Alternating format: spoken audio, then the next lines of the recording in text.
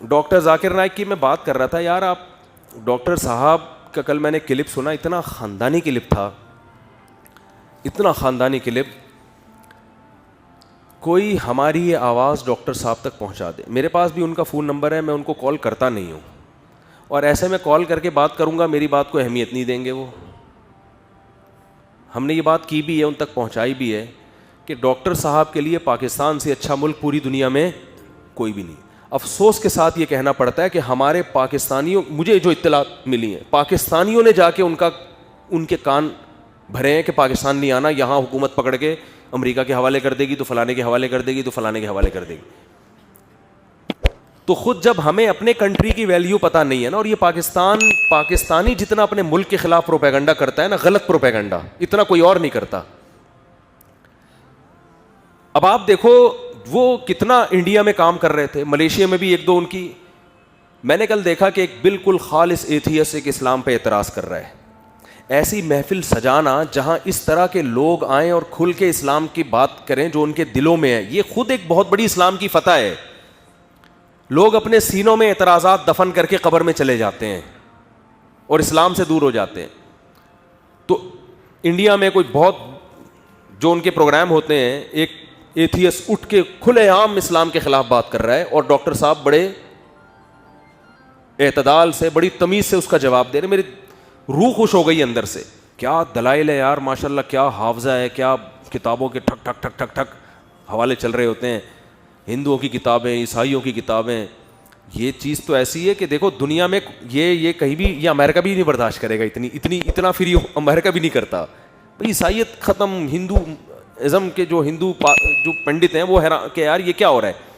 لیکن پاکستان تو بہر الاسلامی کنٹری ہے نا, بہر الاسلامی کنٹری ہے, تو یہاں بھائی کھلی ہے. بھائی جس نے ہندو ہے ہندو بن جائے, جو عیسائی ہے عیسائی رہے, جو ہندو یہاں کنورٹ ہونا چاہتا ہے اس پہ کوئی پابندی نہیں ہے. وہ مسلمان ہو جائے, اپنی مرضی سے ہو رہا ہے نا, کوئی پوائنٹ سے تھوڑی ہو رہا ہے.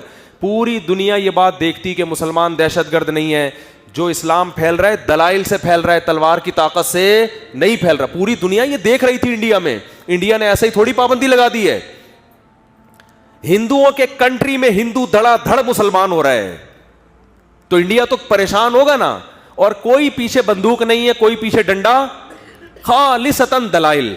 ڈاکٹر صاحب سے میری جب ملاقات ہوئی, انہوں نے کہا جو ہندو اور عیسائی کلمہ پڑھ کے مسلمان ہوئے نا, ان کی ہم نے جو ویڈیو کوالٹی ریکارڈ کی ہے وہ کیمرے 50 کروڑ کے ہیں. کیوں؟ کیونکہ آج سے 50 سال کے بعد یہ والے جو ریزولیشن جو دے رہا ہے نا یہ کیمرہ, یہ شاید یوٹیوب پہ نہ چلے. تو ہم نے وہ کیمرے یوز کیے جو آج سے 50 سال بعد استعمال ہوں گے, تاکہ 50 سال بعد جب کوئی یہ ویڈیوز دیکھے گا تو وہ کہے گا کہ اسلام تلوار کی طاقت سے نہیں پھیلا. دیکھو ڈاکٹر صاحب کے پاس نہ کوئی بندوق, نہ کوئی بم, نہ کوئی میزائل.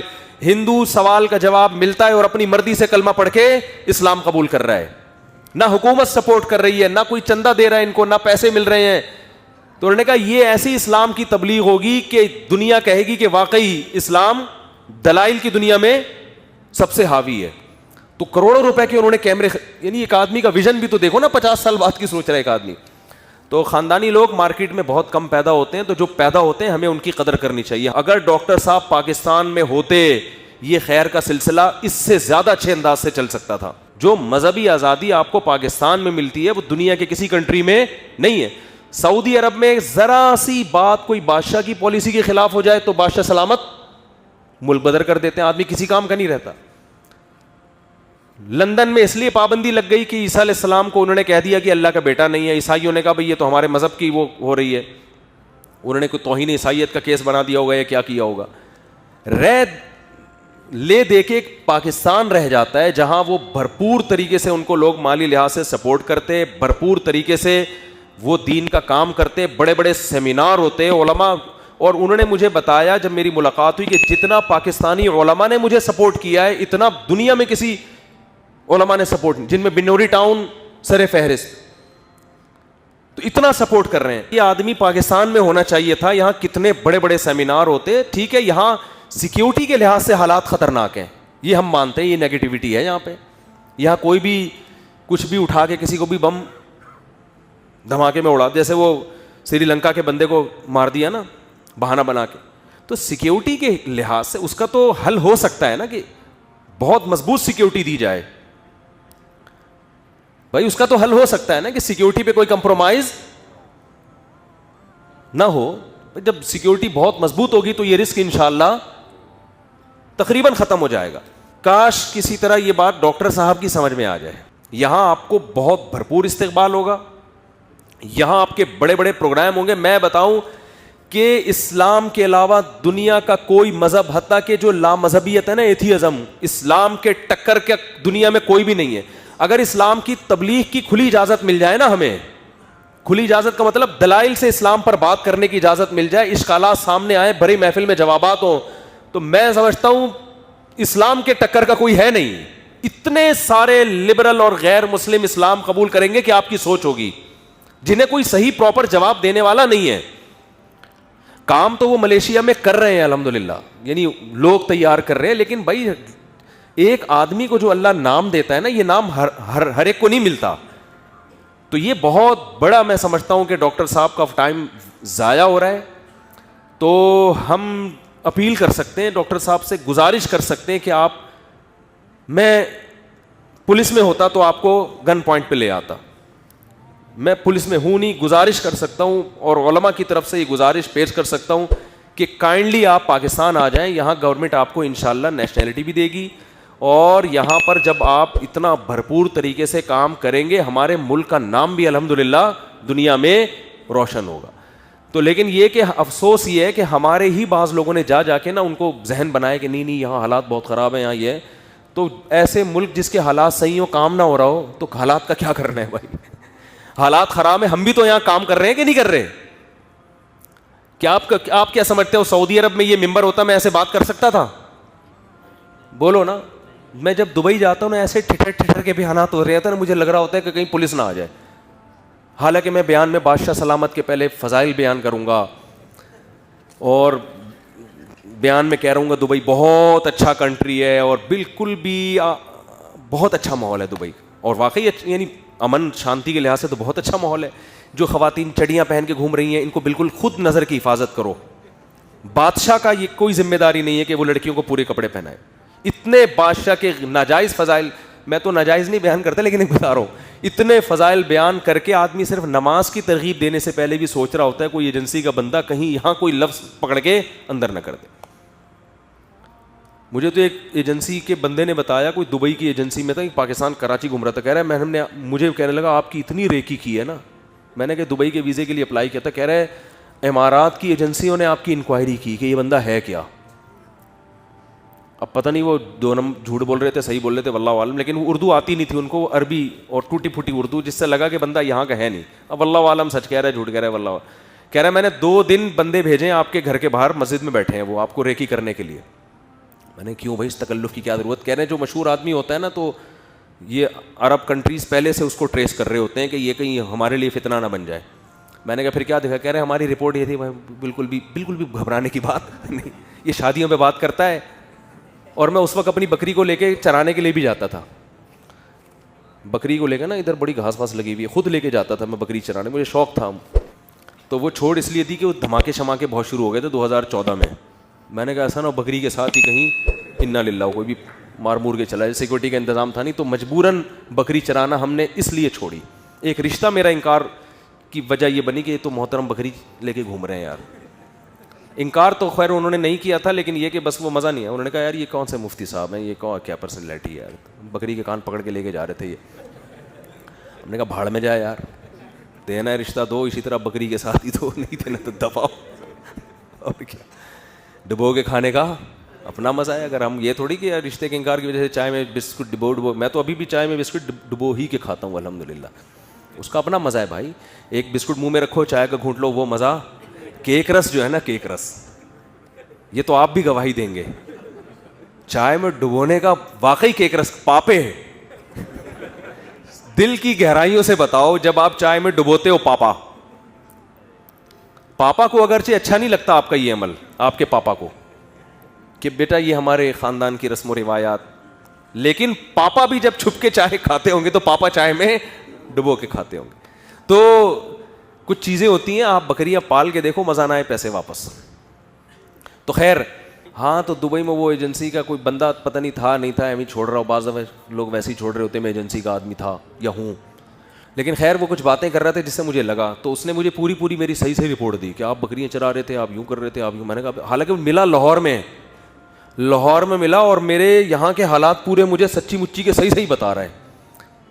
تو کہہ رہا ہے بھائی یہ باہر کی ایجنسیاں بہت تیز ہوتی ہیں، پوری انکوائری کر رہی ہوتی ہیں، لیکن میں نے کہا پھر بتا دو کیا ہے بھائی ہمارے اس نے کہا آپ کلیئر ہو.